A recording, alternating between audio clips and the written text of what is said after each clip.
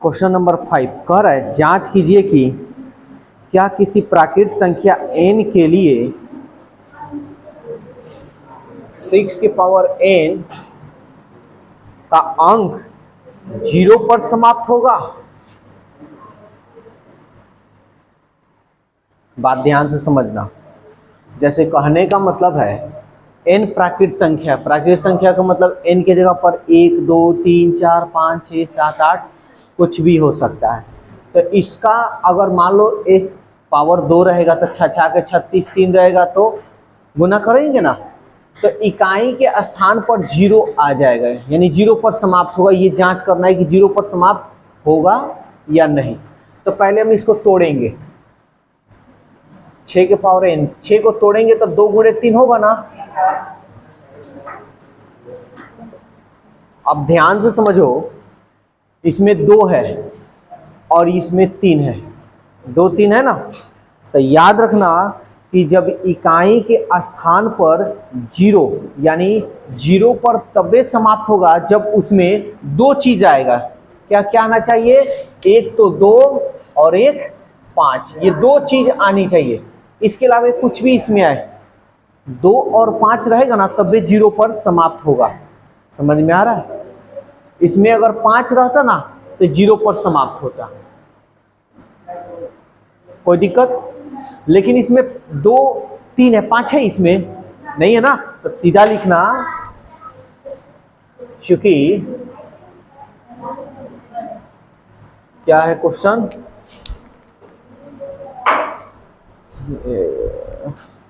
कह रहा है किसी प्राकृत n के लिए 6 पावर n अंक 0 पर समाप्त हो सकती है। तो हम लिखेंगे चूंकि 6 के पावर n 0 पर समाप्त नहीं होगी, क्योंकि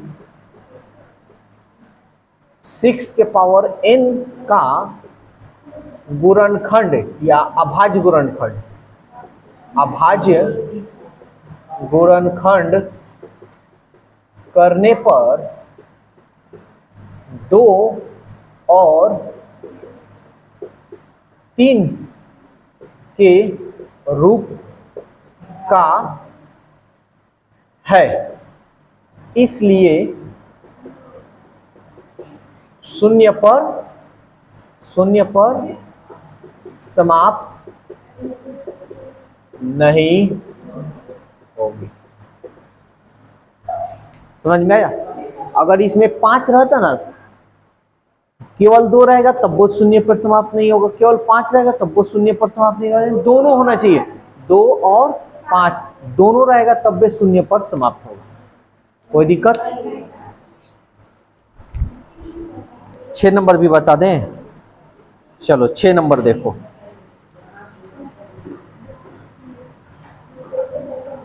छह नंबर 7 गुणे 11 गुणे 13 प्लस 13। इसमें दे रहा है 7 गुणे 6 गुणे 5 4 3 2 1 प्लस 5। ठीक है, ये संख्या दिया है और सवाल क्या कह रहा है? कह रहा है कि व्याख्या कीजिए भाज्य संख्या क्यों है। तो पहले तो ये जानकारी होनी चाहिए भाज्य संख्या किसे कहते हैं। तो भाज्य संख्या उसी को ना कहते हैं जो किसी से कट जाए, ठीक है ना, उसको हम भाज्य संख्या कहते हैं। तो इसको हमको जांच करना होगा कि भाज्य संख्या है तो क्यों है। तो चलो जांच करते हैं। तो हाँ हाँ, जो किसी से ना कटे, नहीं सम और विषम अलग हो गया। हाँ, अभाज्य में उसी से कटेगा, अभाज्य में किसी और से। तो सबसे पहले इसको हम मान लेते हैं, माना a बराबर इतना और इसको b बराबर इतना। तो भाज्य संख्या उसी को कह सकते हैं जिसका अभाज्य गुणनखंड हो। समझ में आ रहा है ना? जिसका अभाज्य गुणनखंड हो उसको हम भाज्य संख्या कह सकते हैं। तो पहले हम इसको हल करते हैं। चूंकि a बराबर 7 गुणे 11 गुणे 13 प्लस 13 है ना, 13 13 कॉमन है, कर लो कॉमन, बच गया 7 गुणे 11, यहाँ कुछ नहीं यानी 1 प्लस 1 13, यहाँ गुना का चिन्ह है, 11 सत्ते 77, 77 एकम 77 और 1 78, यानी याद रखना अभाज्य जो संख्या यानी अभाज्य गुणनखंड आनी चाहिए 2 या 2 से अधिक आएगा तो कह देना कि ये भाज्य संख्या है। ठीक है, 78 को तोड़ सकते हैं, 2 3 6 2 9 18, 3 एकम 3 3 3 9 13, 2 गुणे 3 गुणे 13,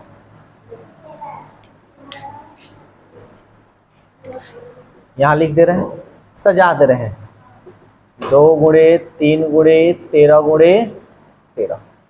कोई दिक्कत है? तो देखो तो ये इसका जो अभाज्य गुणनखंड आ रहा है कितने के रूप में आ रहा है जी? 1 गो 2 गो 3 गो रूप में आ रहा है ना, है ना। तो हम लिखेंगे चूंकि ए भाज्य है क्योंकि ए का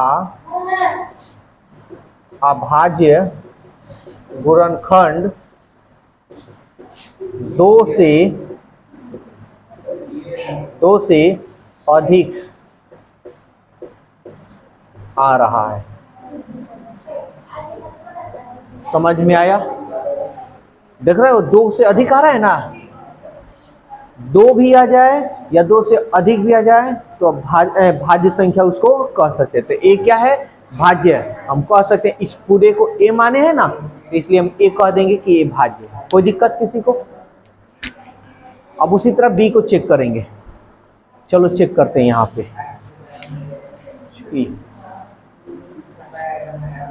7 6 5 4 3 2 1 प्लस 5। देखो तो दोनों में क्या कॉमन है? 5। चलो कर लेते हैं कॉमन। तो 5 कॉमन हो गया तो क्या बच जाएगा जी? 7 6 4 3 2 1 प्लस 5। यहाँ गुना का चिन्ह है, चाहे पहले ब्रैकेट कर लेते हैं। 7 छक 42, 42 में 4 से करो, हम ऐसे कर लेते हैं 4 3 12 और 12 दूनी 24 से कम 24, 24 में 42 में 24 24 42 है ही ना जी। 4 दूनी 8, 4 चौका 16, 2 दूनी 4 16 4 20, 2 चौके 8 8 2 10 प्लस 1। कोई दिक्कत है किसी को? 5 गुना का चिन्ह है 100 1009। अब ये किसी से जाएगा? किसी से नहीं जाएगा, तो हम क्या लिखेंगे? हाँ बोलो। किसी से नहीं जाएगा तो हम लिख सकते हैं चूंकि बी भाज्य है। क्योंकि बी का 2 अभाज्य गुणनखंड है। समझ में आया? देख रहे हो 2 गुणनखंड है, जहां 2 गुणनखंड आ गया तो कह देना कि ये भाज्य संख्या है। किसी को कोई दिक्कत है तो बोले, बन जाएगा। एक और क्वेश्चन है ना, उसको भी बता दें। देख लो, बताइए दे रहे हैं।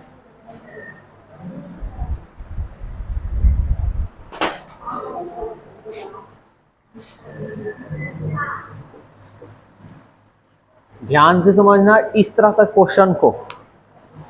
किसी खेल के मैदान के चारों ओर एक वृत्ताकार पथ है। इस मैदान का एक चक्कर लगाने में सोनिया को 18 मिनट लगता है। सोनिया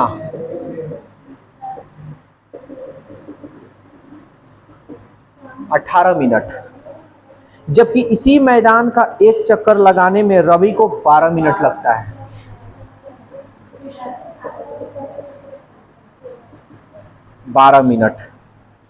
मान लीजिए वे दोनों एक ही स्थान और एक ही समय चलना प्रारंभ करके एक ही दिशा में चलते, कितने समय बाद वे पुनः प्रारंभिक स्थान पर मिलेंगे। याद रखना, कभी भी इस तरह का क्वेश्चन हो ना तो हमेशा HCF निकाल देना, कभी भी इस तरह का समय वाला क्वेश्चन हो, ठीक है ना।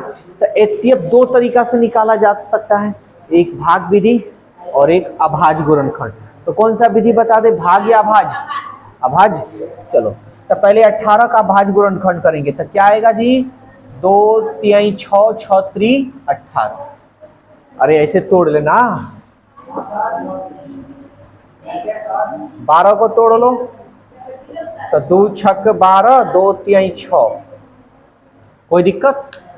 2 दूनी 4 3 12, समझ में आ रहा? HCF निकालना है, निकाल लो HCF। क्या मिल रहा है, 3 मिल रहा है, एक और 3 है, अब कहीं 3 है इसमें छोड़ देंगे तो 2 3। तो सवाल क्या कहा है, कितने समय बाद वे पुनः प्रारंभिक स्थान पर मिलेंगे। तो कितने समय के बाद लिखना, 6 मिनट के बाद वे पुनः प्रारंभिक स्थान पर मिलेंगे। किसी को कोई दिक्कत हुआ है तो पूछ सकता है, किसी को दिक्कत तो नहीं?